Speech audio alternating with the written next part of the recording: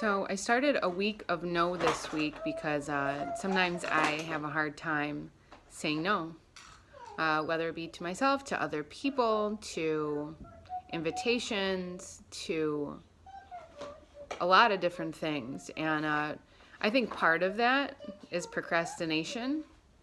I think part of that is just wanting to make other people happy. I think there's many different pieces in why people continually say yes. But I think it's even more important to just notice when we're doing it. And notice that when we're saying yes so much to the extent that it's affecting our creativity, our productivity, even our energy levels, because it's really easy to get burnt out being a yes person. And I know a lot of you are shaking your heads over there because this has been, sorry, I just got a solicitor call and pressed the wrong button.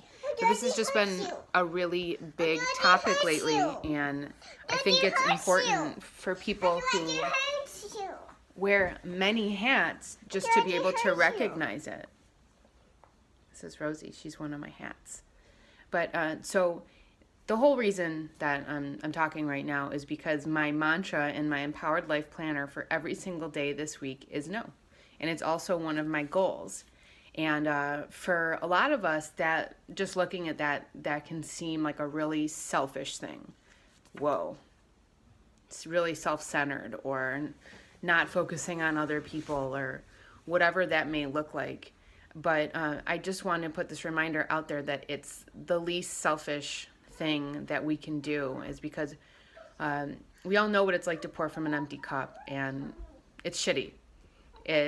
We don't feel good, and we're not putting our best selves out there, and we can't be creative, we can't be productive, we can't even be so mindful in the moment that we know the next right thing for us, the next right thing that we need, how to bring ourselves back to balance and vibrancy. So we're getting towards the end of day one of the first day of no, and this morning was a little shaky. I went into my normal thing, like there's dishes that had to be cleaned in the sink, and I did them, and I was like, oh, maybe I shouldn't have done them. Like, just getting into that really contemplative mode. Does this mean yes? Does this mean no? And that's all part of it. Even just like food choices and stuff. So I had a plan for myself today to make a protein shake, and sometimes I get in the habit of eating Rosie's leftovers instead. So I went to eat some of her leftovers from breakfast, and I was like, no, protein shake. So I felt like that was a small win as well. And it's really easy to get wrapped up when you wear many hats and many different things. And it's really hard to prioritize what comes first. And it really does take presence. And we have to kind of get into that state of reflection and, okay, was this? Was this that? And so I was reflecting on kind of everything I did today, just because this is the first day. And I know I'm going to really hone the skill of saying no a lot better tomorrow, and even the day after that. And I asked you to join me in doing it, especially if you're a yes person, especially if your schedule looks really good the day before or even in the morning, but then all of a sudden it gets clouded with other things. So I took 2 hours today to work on my course that I'm absolutely loving, that I know is going to help me level up my business. And that was a big yes for me. I could have done many other things with that time. And I'm about to clock out right now, and Rosie and I are going to go for a walk. And so that's another big yes, getting some sun, getting outside. And we're all going to have an awesome family dinner. That's another big win for our family. So I just want to challenge you. And I also want to know your feedback. What are your biggest struggles saying no?